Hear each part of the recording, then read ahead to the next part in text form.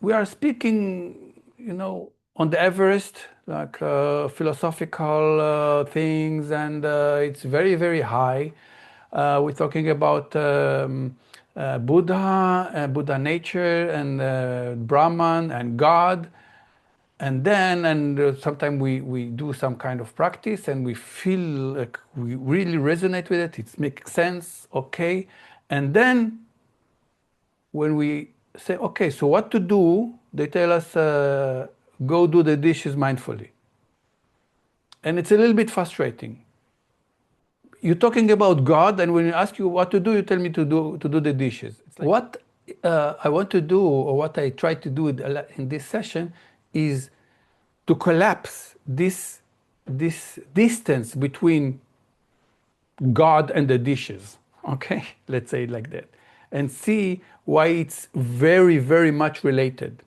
Okay, so I want to start again at the top, that we already know, all of us, and we speak about it a lot.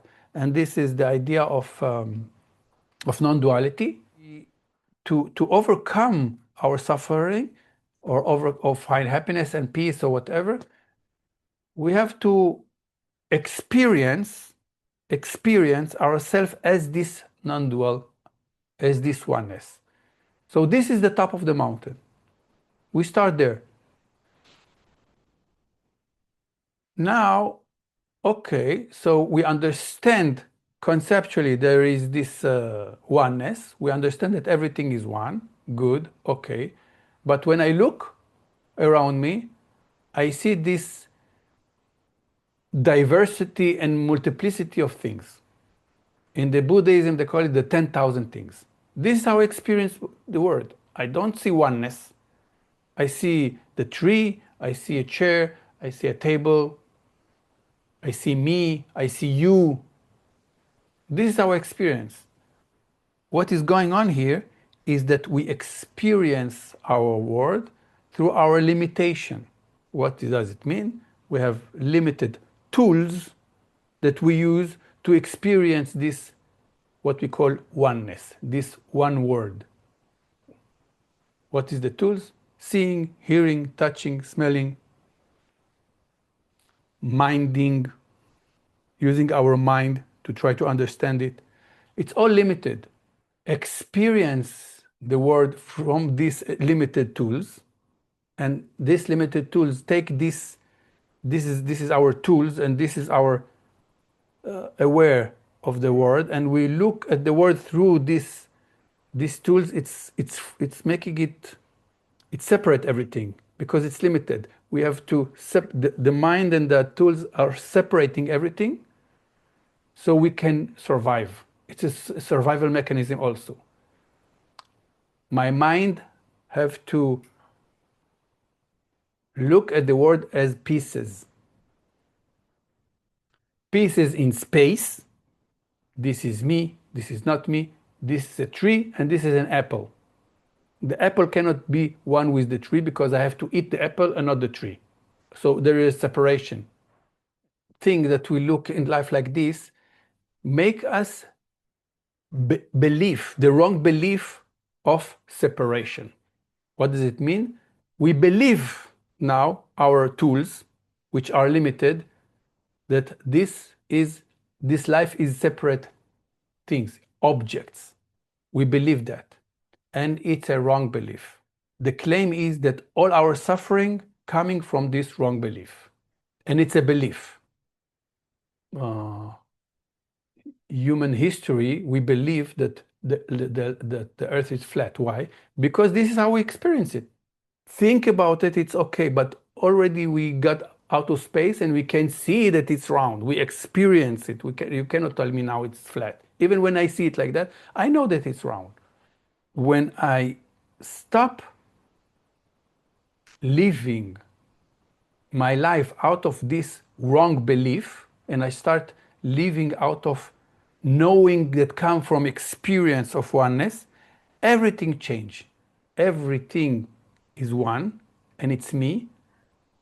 Obviously, I will relate differently to the universe, to nature, to others, to myself. we believe that we are separate, it's kind of what we did to ourselves is shrink ourselves temporarily and artificially to something small which we are not. We feel this pressure, and there is something in us that just want to come back, not to expand to be more than what we are, just to come back to what we are, to neutrality. And I give this metaphor of a rubber ball. When you squeeze this rubber ball, this is how we live. We feel tension. The tension that we feel constantly is this one, that it's not, something is not right. And when you squeeze it like this, and all the ball naturally, with free will, want to do is to come back to neutrality. This is the feeling. Awareness without movement, in a relaxation mood. This is one thing. Attention goes somewhere, usually outside. This is the rubber band. Outside meaning to an object. Awareness. Consciousness, meaning the awareness become conscious about one thing. So it's kind of concentration in the beginning, and then it's become an object. It can be a word, a thought, or outside object. This is the movement. Awareness with the rubber band. I take the rubber band and I stretch it outside. And now the rubber band is stretched outside, and this is tension. I'm constantly living like this as a tension, and also it's not only like this, it's constantly going like this, looking from thing to thing. And it doesn't really matter what I'm pointing to, the stretch is still there. So the tension is this one. But I'm looking outside how to relieve this tension. This is how we live our life. So what is the first step that we want to do?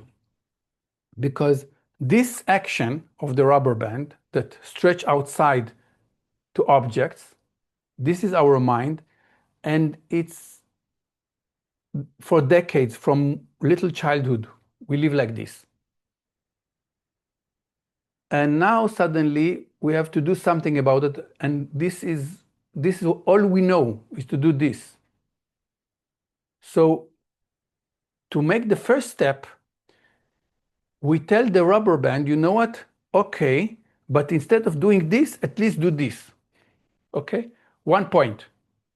Stay. Stay only with this. It stretches outside, but in 1 point.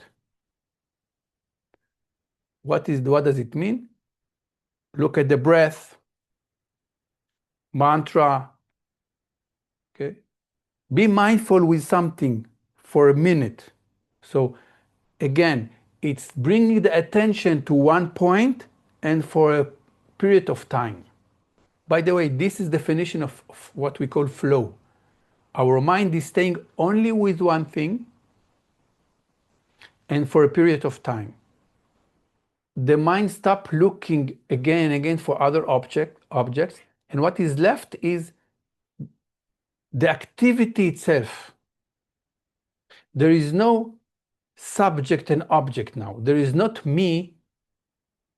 For example, if you lose yourself into, let's say, dancing, for example. In the beginning, there is me, music, and the activity of dance. And now when I'm totally there for a while, I forget that this is the body, this is mind, this is dance. There is only the dancing itself. The object and the subject disappear into the activity itself. This is happening to us when we are in the state of flow.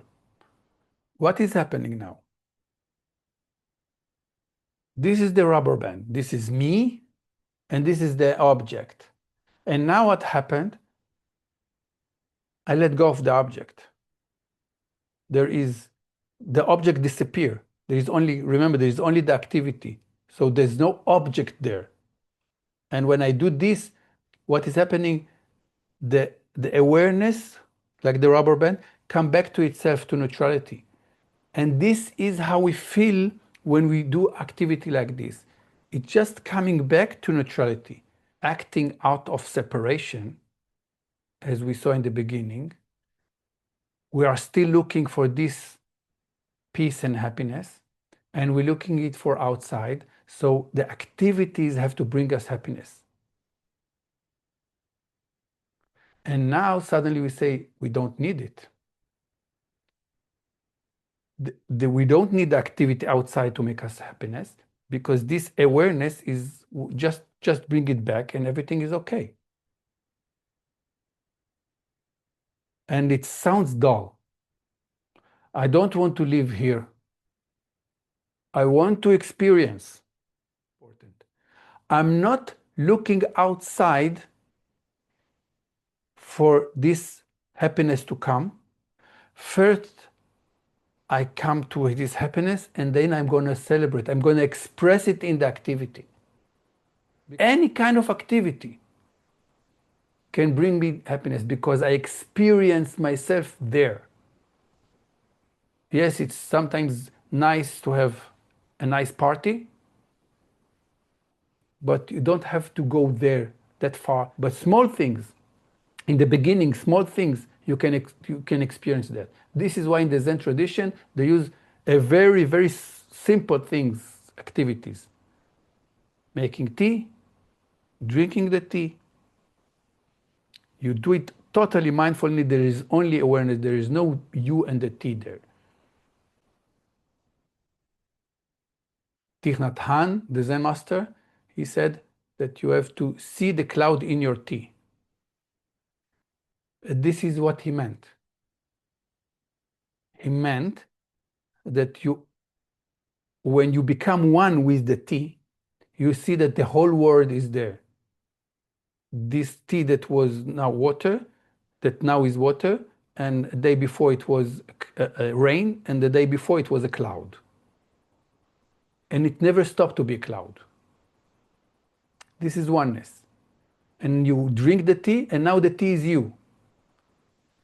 So you are the cloud. Everything is one. You experience yourself as that. There is no separation.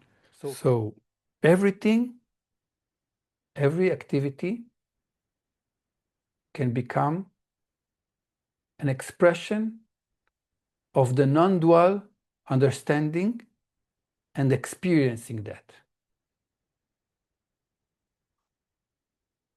Now you can go to do the dishes.